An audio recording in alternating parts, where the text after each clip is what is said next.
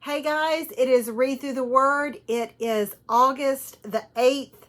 I'm Wendy Pope, and I'm happy to be here with this lesson with you today. I'm just glancing down at the title of this lesson, and kind of things are coming back in my head that I have heard over the years is don't boast, don't brag, play down any compliment that you get. Don't be about yourself. Let someone else shine your light. You don't need to shine your own light. You don't need to toot your own horn. Let someone else toot your own horn. And here we have God, through Jeremiah, telling the people that exact thing is, hey, don't boast about these things. But if you are going to boast, this is what you can boast about. In some translations, that word boast is used in this phrase, glory in. Don't glory in this. And to glory in something is to celebrate it, to proclaim it as the source of one's happiness and satisfaction. When I read that, I was thinking, what do I celebrate and proclaim as my source of happiness and satisfaction? And I think we need to walk away from this lesson asking ourselves that question. Because if our happiness, the source of our happiness and our satisfaction is wisdom and education, power, position, wealth, notoriety, and fame, then we have missed the whole plot of the story of God. We have somehow got mixed up in our heads that satisfaction and happiness can come from anything that we produce and that we're part of and that's attached to this world. Somehow we've got it twisted in our head.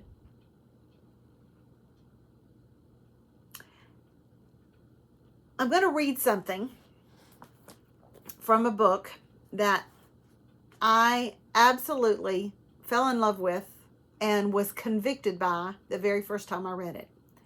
And if you've been hanging around with Read Through the Word, and specifically with me, I have used it in many of the books that I've been privileged to publish, referenced this book. I have possibly even read the passage of this book that I'm about to read right now.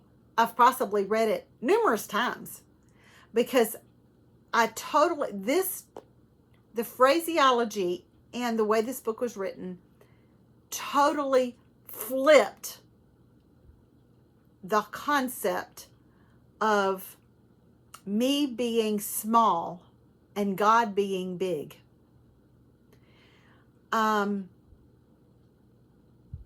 Being a published author opens up avenues for you that can create a bigness of yourself in your own eyes if you're not careful. And you can, without even realizing it, get caught up in it.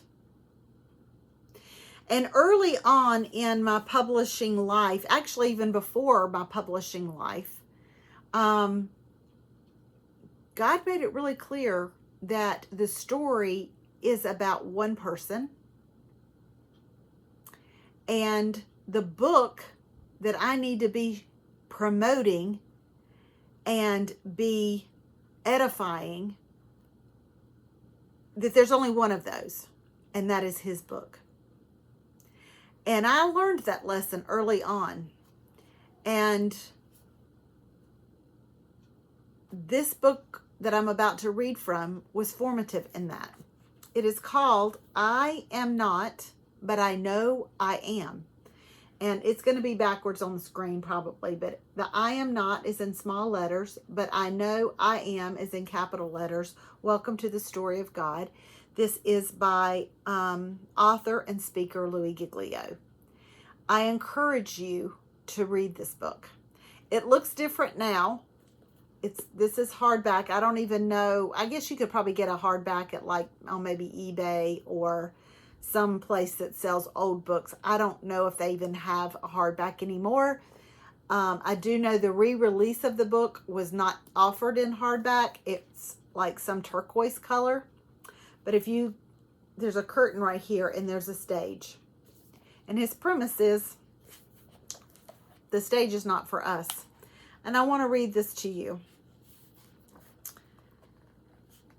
When I live like I am privileged, I have lost the plot. In other words, when I start acting like I deserve a certain outcome or a higher standard of life, I have failed to strike this fatal blow to self. And I'm living like I have rights to this world apart from God.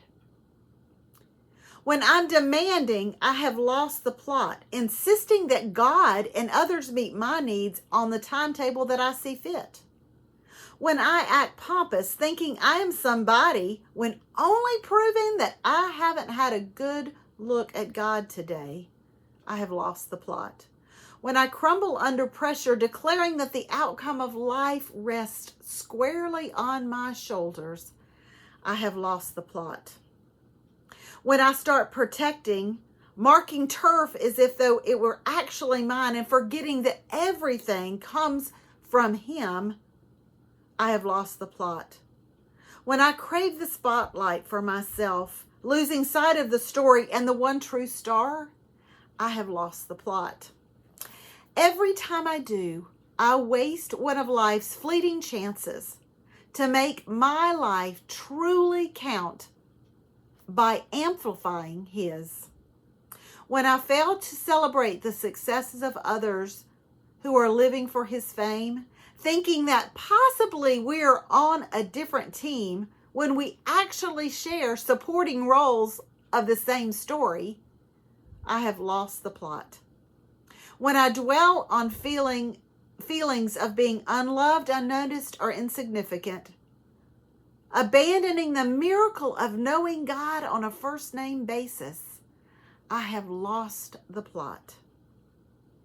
All of these privileged, demanding, arrogant, frazzled, turf-protecting, glory-stealing, self-loathing moments are nothing more than a clarion calling, alerting us to the fact that it's time to die again. Reminders that life of smallness requires a vigilant watch and constant willingness to strike the fatal blow in the heart of me. When we get to the place where we are boasting in and we find happiness and satisfaction in being the center of the stage, our wisdom and our education, our power, our wealth, our notoriety and our position and our fame, if all of those are a concern to us and we are proud of them to the point where we have somehow separated anything that we have apart from it coming from above, we've lost the plot.